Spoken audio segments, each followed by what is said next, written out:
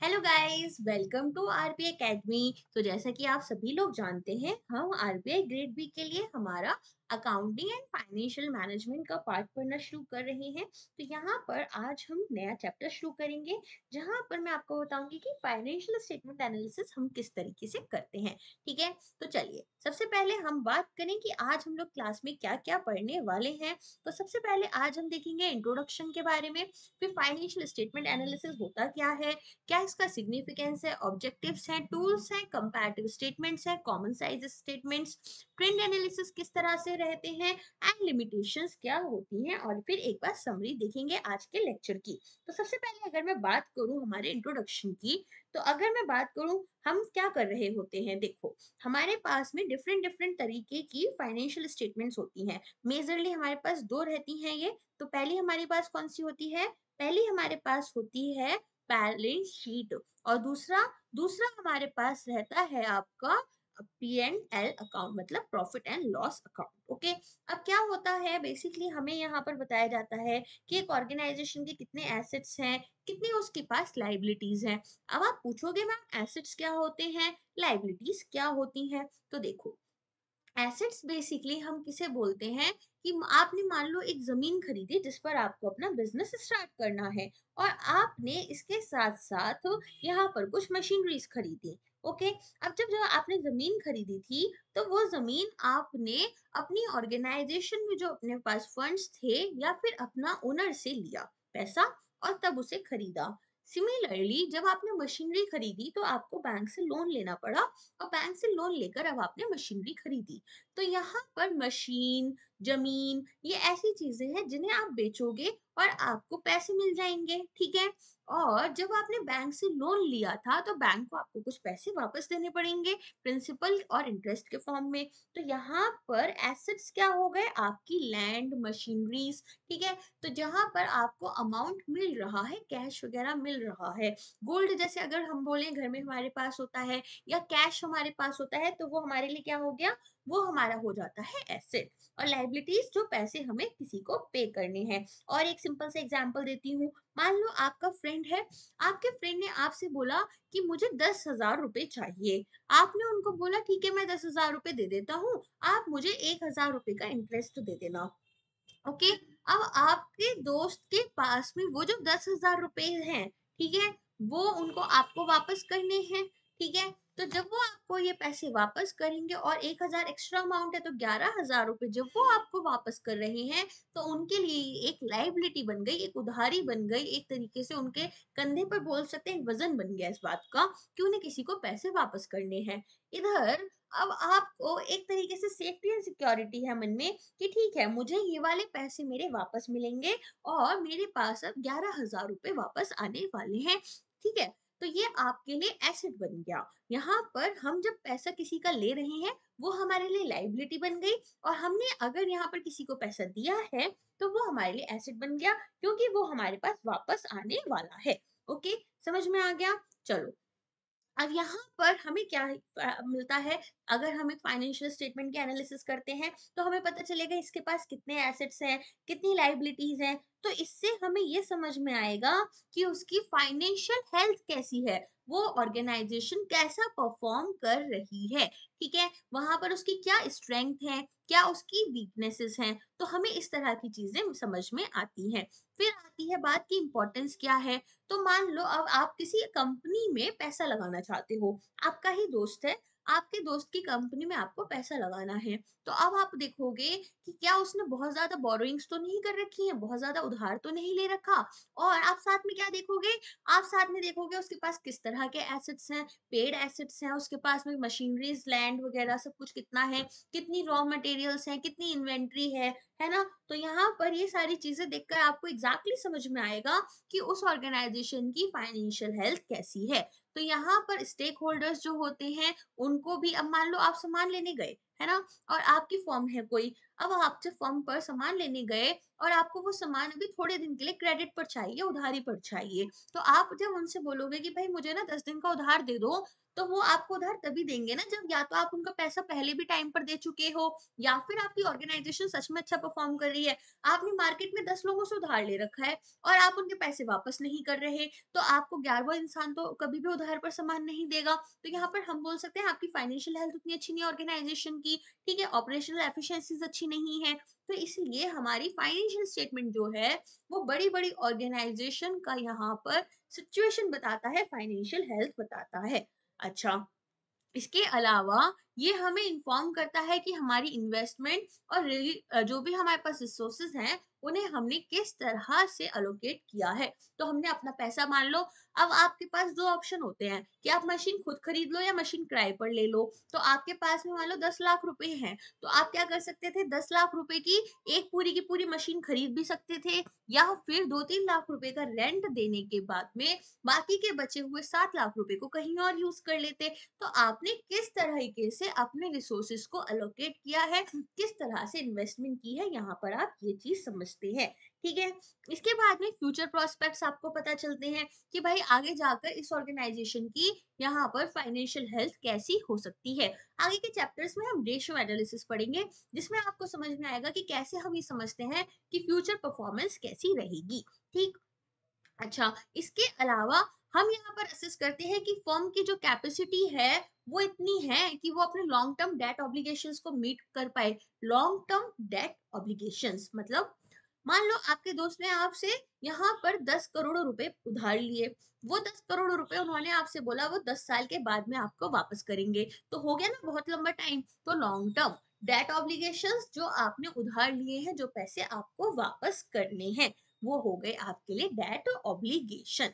Okay, चलो अब आती है बात एनालिसिस प्रोसेस की। तो एनालिसिस प्रोसेस में हम क्या कर रहे होते हैं, यहाँ पर बेसिकली हम क्रिटिकली इवैल्यूएट करते हैं कि कैसी फाइनेंशियल इंफॉर्मेशन हमारे स्टेटमेंट्स में है। तो यहाँ पर जो भी डेटा हमें मिला है, जैसे हमारे पास एसेट्स होते हैं, है ना? एसेट में भी हमारे पास 2-3 तरह के अलग-अलग एसेट्स हो जाते हैं, जो मैं जब आपको बैलेंस शीट पढ़ाऊंगी तब समझाऊंगी। अभी बस सिंपल सा समझो कि हमारे पास जब 2-3 तरह के एसेट्स हैं, तो हम यहाँ पर सिंप्लीफाई कर ले रहे हैं हमारे डेटा को थ्रू दिस मेथोडोलॉजिकल क्लासिफिकेशंस, कि हमारे पास कितने एसेट्स हैं, कितनी लाइबिलिटीज हैं। तो यहाँ पर हमें फाइनेंशियल इंफॉर्मेशन मिलती है।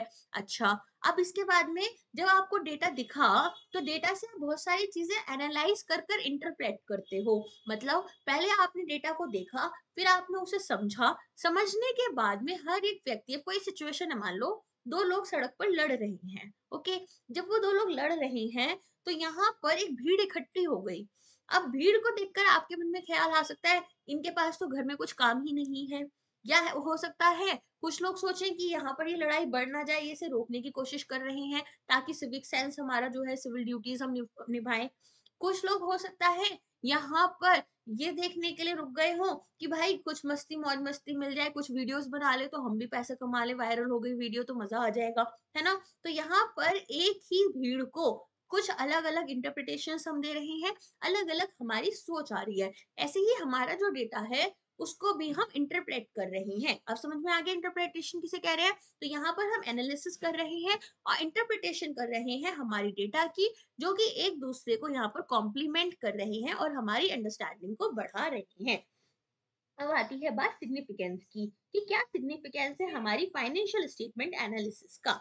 तो यहाँ पर हमारे पास में सबसे पहले अगर हम बात करें, तो यहाँ पर हमें स्ट्रेंथ और वीकनेसेस पता चल रही हैं। जब हमें स्ट्रेंथ और वीकनेसेस पता चल रही हैं, तो हम यहाँ पर समझ पा रहे हैं कि हमारे पास में किस तरीके से रिसोर्सेस को एलोकेट किया गया है, किस तरह का हमारा नेचर है काम करने का, कौन सी टेक्निक्स हम यूज कर रहे हैं, ठीक है? बहुत सारी चीजें हमें पता चलती हैं। तो अब यहाँ पर अलग अलग यूजर्स के लिए हमारी फाइनेंशियल स्टेटमेंट का अलग अलग इम्पैक्ट होता है। तो सबसे पहले अगर मैं बात करूं फाइनेंस मैनेजर्स की, तो फाइनेंस मैनेजर्स क्या कर रहे होते हैं?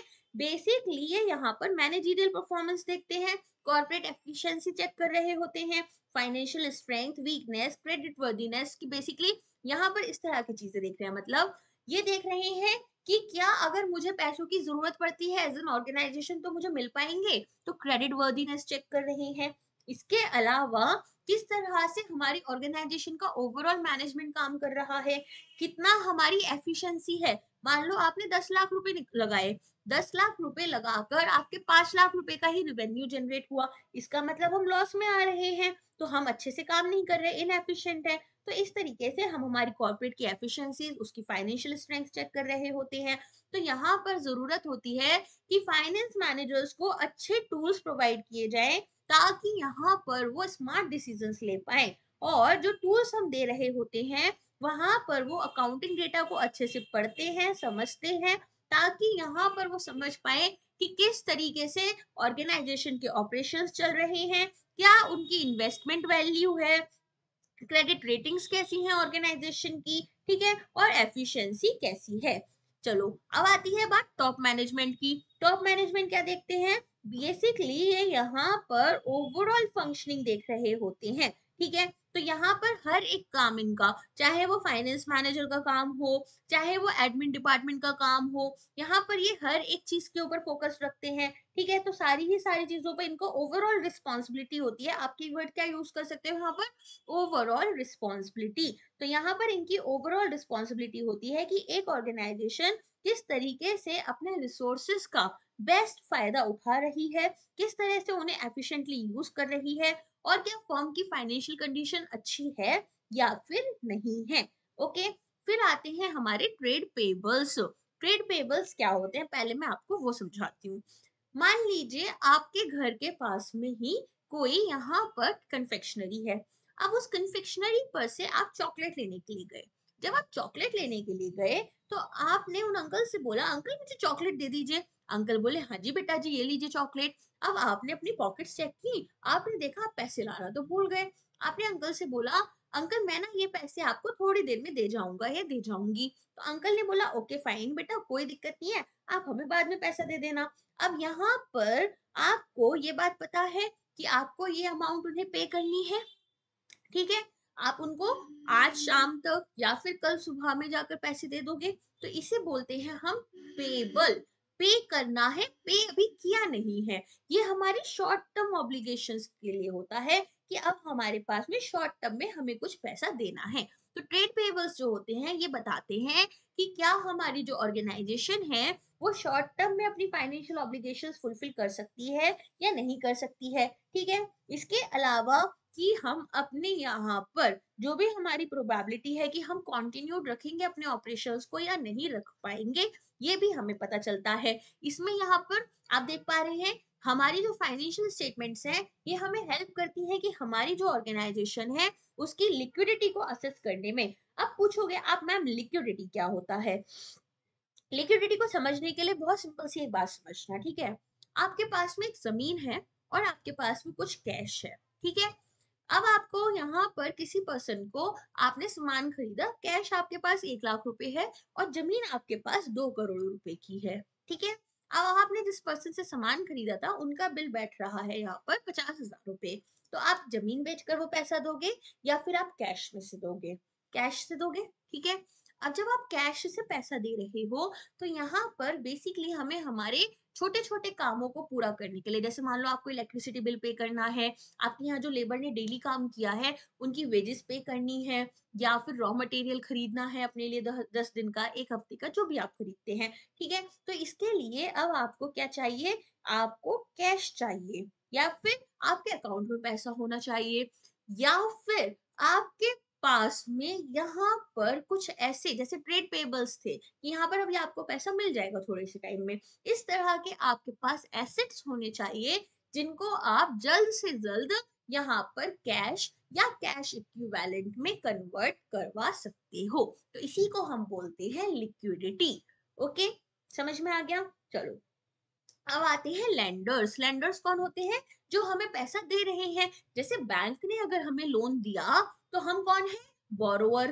बैंक क्या है, लेंडर। तो यहाँ पर लेंडर्स जो होते हैं जब आपको वो डेट दे रहे होते हैं, उधार पर पैसा दे रहे होते हैं, तो वो ये देखते हैं कि ऐसा तो नहीं है आप प्रॉफिट में ना रहो, अभी प्रॉफिट में हो सकता है आप हो, लॉन्ग टर्म तक आप प्रॉफिट सस्टेन ना कर पाओ, या फिर ऐसा तो नहीं है कि ये कंपनी किसी भी वजह से इंसॉल्वेंट हो जाएगी, बिक जाएगी, बंद हो जाएगी, ऐसी कोई सिचुएशन तो नहीं है। तो इसके लिए, क्योंकि ये आपको लॉन्ग टर्म के लिए पैसा दे रहे हैं, ये आपकी सॉल्वेंसी और प्रॉफिटेबिलिटी चेक कर रहे होते हैं। ठीक है, तो ये यहाँ पर आपकी हिस्टोरिकल फाइनेंशियल स्टेटमेंट्स को रिव्यू करते हैं और फ्यूचर कैश आपको कहाँ कहाँ से हो सकता है, पैसा आपको कहाँ कहाँ से मिल सकता है, रेवेन्यू कैसे जनरेट हो सकता है, ये सारी चीजें चेक करते हैं।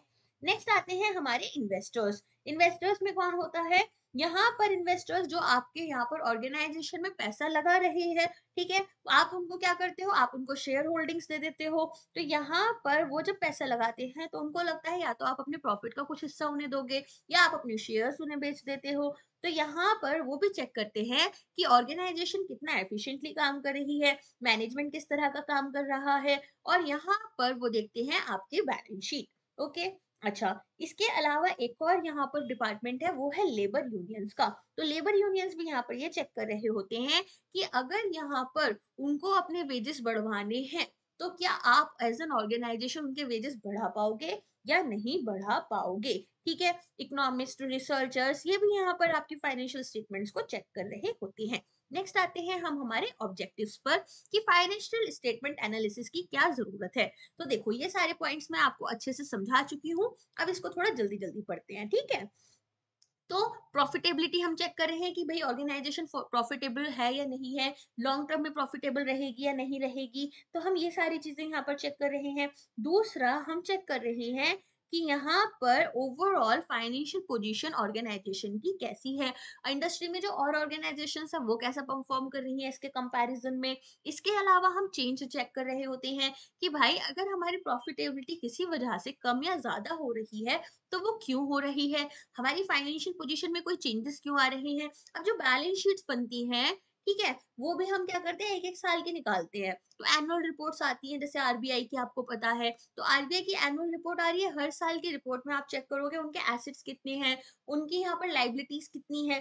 तो इस तरीके से हम यहाँ पर फाइनेंशियल पोजीशन चेक करते हैं। इसके अलावा लिक्विडिटी इवेलुएट करते हैं कि भाई फर्म की कितनी एबिलिटी है कि वो अपने जो डेट्स हैं उनको यहाँ पर रीपे कर पाएगी। तो यहाँ पर हमें शॉर्ट टर्म में फाइनेंशियली कितनी स्टेबल है वो भी जानना है। अब मान लो कंपनी के पास ऑल दो बहुत बड़े बड़े एसेट्स हैं, लेकिन उनके पास लिक्विडिटी नहीं है, उतना कैश नहीं है कि वो अपने लिए रॉ मटेरियल खरीद पाए। तो ऐसी सिचुएशन में क्या होगा, कुछ टाइम के लिए ऑपरेशंस रुक जाएंगे, तो डेफिनेटली वो भी टाइम का लॉस हो गया, और टाइम लॉस मनी लॉस के बराबर होता है ना। चलो, अब आती है बात हमारे टूल्स कौन कौन से हम यहाँ पर यूज कर रहे हैं, ठीक है, हमारी एनालिसिस करने के लिए। तो सबसे पहले आती है हमारी कंपैरेटिव स्टेटमेंट्स। यहाँ पर हम क्या चेक करते हैं, यहाँ पर हम अपनी प्रॉफिटेबिलिटी चेक करते हैं, फाइनेंशियल पोजीशन चेक कर रहे होते हैं।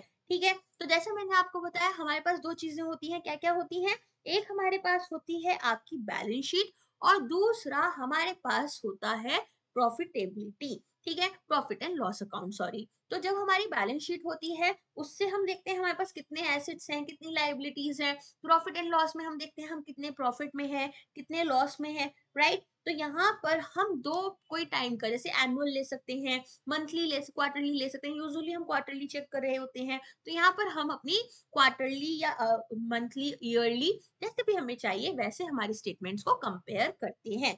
फिर आता है आपका कॉमन साइज स्टेटमेंट्स। यहाँ पर हम क्या करते हैं, यहाँ पर हम परसेंटेज दे देते हैं, ठीक है, और हमारी जो फाइनेंशियल स्टेटमेंट है इसमें रिलेशनशिप देखते हैं डिफरेंट डिफरेंट आइटम्स की विद अ कॉमन आइटम। तो यहाँ पर हम क्या कर रहे हैं, यहाँ पर हम चेक कर रहे होते हैं कि अगर दो कंपनीज हैं जिनका यहाँ पर सेम इंडस्ट्री से बिलोंग करती हैं और सेम साइज है, ओके, तो वो दो कंपनीज में हम ये चेक करेंगे कि वहां पर कंपनी कैसा परफॉर्म कर रही है किसी एक एस्पेक्ट पर, और हमारी ऑर्गेनाइजेशन कैसे परफॉर्म कर रही है। तो यहाँ पर इस तरीके से हम दो ऑर्गेनाइजेशंस को कंपेयर कर रहे होते हैं, और यहाँ पर हम चीजों को परसेंटेज में लेकर चलते हैं। चलिए, फिर आती है बात यहाँ पर आपकी ट्रेंड एनालिसिस की। अच्छा, कॉमन साइज स्टेटमेंट को हम वर्टिकल एनालिसिस भी बोलते हैं, ये भी याद रखना। ट्रेंड एनालिसिस में हम क्या चेक करते हैं, यहाँ पर हम देखते हैं कि हमारे ऑपरेशनल रिजल्ट्स कैसे थे और फाइनेंशियल पोजीशन हमारी over the series of years कैसी रही है। मतलब आज से 5 साल के अंदर अंदर हम क्या पांचों साल में ग्रोथ में रहे थे, हमारा प्रॉफिट रहा था या नहीं रहा था, हमारे एसेट्स बढ़े हैं या नहीं बढ़े हैं, ये सारी चीजें हम चेक करते हैं। तो हम यहाँ पर काफी सारे साल को कंपेयर कर रहे होते हैं। तो आपको पता है जीडीपी जब हम चेक करते हैं तो जीडीपी में हमारे पास एक बेस ईयर होता है, फिर हम हर साल का जीडीपी को निकालते हैं, कंपेयर कर रहे होते हैं, उस बेस ईयर के थ्रू निकालते हैं। तो यहाँ पर भी ट्रेंड एनालिसिस में भी हम सेम चीज कर रहे होते हैं। ठीक है, तो यहाँ पर हम देखेंगे बेसिकली अभी हम रेशियो एनालिसिस में ना अलग अलग तरह के रेशियोज जब पढ़ेंगे तो हम चेक करेंगे अलग अलग रेशियोज से हमें ये पता चलता है कि ऑर्गेनाइजेशन लॉन्ग टर्म में कैसा परफॉर्म करने वाली है। तो लॉन्ग टर्म में हमें चेंजेस भी थोड़े समझ में आते हैं। फिर आती है रेशियो एनालिसिस जिसका मैं इतनी देर से बात कर रही हूँ। तो यहाँ पर हमें पता चलता है ऑर्गेनाइजेशन प्रॉफिटेबल है या नहीं है। ठीक है, यहाँ पर कितनी उसके पास में डेट है, कितना फंड उसने अपने शेयर्स को बेचकर निकाला है। इसके अलावा ऐसा तो नहीं है कि वो शॉर्ट टर्म में इंसॉल्वेंट हो जाएगी या लॉन्ग टर्म में इंसॉल्वेंट हो जाएगी, तो कितनी स्टेबल रहेगी, कितनी एफिशिएंट है, ये सारी चीजें हम चेक करते हैं। नेक्स्ट आता है कैश फ्लो एनालिसिस। देखो रेशियो एनालिसिस एक पूरा हमारा, एक नहीं एक्चुअली 2 लेक्चर्स लगेंगे समझने में। कैश फ्लो एनालिसिस अगेन हम एक लेक्चर पूरा समझेंगे, लेकिन अभी बेसिक्स बेसिक समझा देती हूँ। जब आपको इनकम होती है तो आपके पास कैश आता है या तो आपके अकाउंट में पैसा आता है। जब आप कोई रॉ मटेरियल खरीद रहे हो, वेजेस पे कर रहे हो, तो आपके पास से कैश जा रहा है। तो जब आपके पास कैश आता है उसे हम बोलते हैं इनफ्लो। इनफ्लो मतलब हमारे पास इनकम आ रही है। और जब हमारे पास से कैश जा रहा है उसे हम बोलते हैं आउटफ्लो। ठीक है, तो यहाँ पर हम देखते हैं कि ऑर्गेनाइजेशन के पास कितना कैश आ रहा है, कितना जा रहा है, ओवरऑल हमारे पास कितना नेट कैश फ्लो है, पॉजिटिव है या नेगेटिव है। तो इससे हमें हमारी कैश की पोजीशन पता चलती है ओवर द टाइम। ओके, इतना समझ में आ गया। चलो अब हमारे नेक्स्ट टॉपिक पर आते हैं। नेक्स्ट टॉपिक में हम क्या पढ़ेंगे, कंपैरेटिव स्टेटमेंट्स के बारे में हम यहाँ पर पढ़ेंगे। ठीक है, तो कंपैरेटिव स्टेटमेंट्स में हम क्या कर रहे थे, यहाँ पर हम स्टेटमेंट ले रहे थे हमारे प्रॉफिट या लेस बैलेंस, उसकी बैलेंस शीट की। ठीक है, तो यहाँ पर हम क्या करेंगे, यहाँ पर हम कॉलम्स बना लेते हैं। ठीक है, तो यहाँ पर हम एक तो अपना करंट ईयर चेक करेंगे और एक हमारा प्रीवियस ईयर चेक करेंगे। जैसे मैंने बैलेंस शीट में आपको बताया था कि हम चेक कर रहे होते हैं। ठीक है, तो यहाँ पर हमारा क्या सीन रहेगा, यहाँ पर हमने चेक करना है कि भाई लास्ट ईयर हमारे पास में मान लीजिए कितना यहाँ पर अमाउंट हमारा चल रहा था, इस साल हमारी फाइनेंशियल पोजीशन कैसी चल रही है, कितने एसेट लास्ट टाइम थे, कितने एसेट इस बार हैं, कितने करेंट एसेट हैं, कितना कैश था लास्ट टाइम, कितना इस साल हमारे पास सेम टाइम पर है। ठीक है, तो हम इसे एब्सोल्यूट टर्म्स में भी लिख रहे हैं कि इस साल हमारे पास इतना इतना कैश है, इतने एसेट्स हैं, और हम कंपेयर भी कर रहे हैं लास्ट टाइम से। ठीक है, तो यहाँ पर हमने क्या किया, सबसे पहले हमारी जो फिगर्स थी उन्हें अलग अलग कॉलम्स में डिवाइड करा। फिर उसके बाद में हमने चेंजेस चेक किए प्रीवियस ईयर से कंपेयर कर कर, और उसके बाद में हम क्या करेंगे, यहाँ पर परसेंटेज निकालेंगे। तो यहाँ पर हम क्या देखेंगे कि भाई कितना हमारे पास में इंक्रीमेंट या डिक्रीमेंट हुआ है अपॉन हमारे पहले साल का कितना। यहाँ पर हम क्या चेक कर रहे हैं कि हमारे पास में लास्ट ईयर कितना अमाउंट था एब्सोल्यूट फिगर्स में। तो इस तरीके से हम इसको निकालते हैं।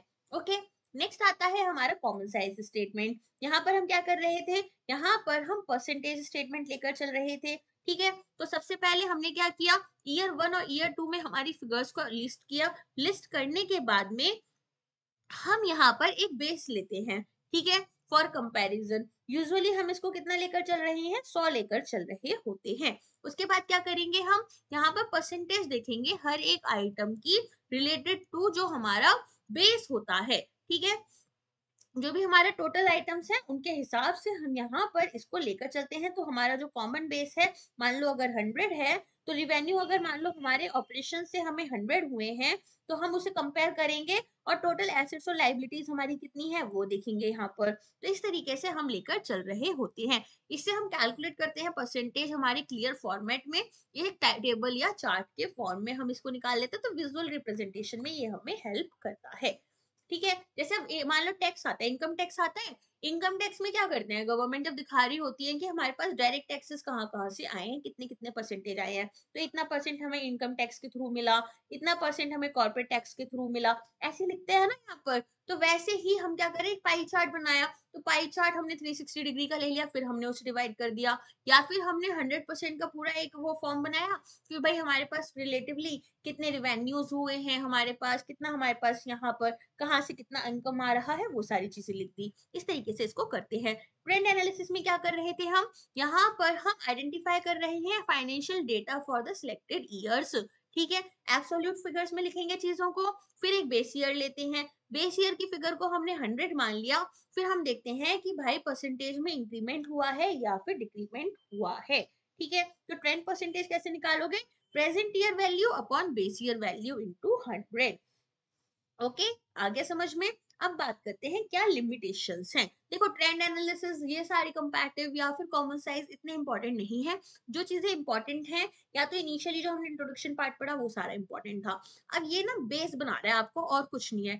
अब जो एडवांस लेवल चीजें आएंगी वो हमारी आएंगी नेक्स्ट क्लास से, और मैं तब आपको और बेटर ये सारी चीजें समझाऊंगी, एसेट्स को, लाइबिलिटीज को, प्रॉफिट एंड लॉस हम कैसे कंपेयर कर रहे हैं, क्या रेशियोज हैं, ये सब हम तब अच्छे से समझेंगे। ठीक है, चलो फिर आती है लिमिटेशंस हमारी क्या है फाइनेंशियल एनालिसिस की। तो यहाँ पर हम बोल सकते हैं कि देखो फाइनेंशियल एनालिसिस ऐसे तो हमारे लिए बहुत जरूरी है, ठीक है, क्योंकि हमें स्ट्रेंथ और वीकनेसेस पता चल रही हैं। लेकिन कुछ एनालिसिस हमारी प्रॉब्लम्स क्या होती हैं यहाँ पर, सबसे पहले तो यहाँ पर हम प्राइस लेवल चेंजेस को कंसिडर नहीं कर पाते हैं। तो यहाँ पर क्या होता है, यहाँ पर हम देखते हैं कि जो इम्पैक्ट हो रहा है हमारे एसेट्स के, मान लो यहाँ पर एक जमीन आपने 10 साल पहले खरीदी, तो इस साल तो उसकी वैल्यू बहुत ज्यादा हो चुकी होगी, या फिर आपने एक मशीन 10 साल पहले खरीदी थी, चलो मशीन को तो हम डेप्रिसिएशन में ले लेते हैं, लेकिन हमारे बहुत सारे एसेट्स होते हैं जिनकी वैल्यू को हम यहाँ पर, उनके जो प्राइस चेंज होते हैं उसे यहाँ पर अपना इन्फॉर्म नहीं कर पाते।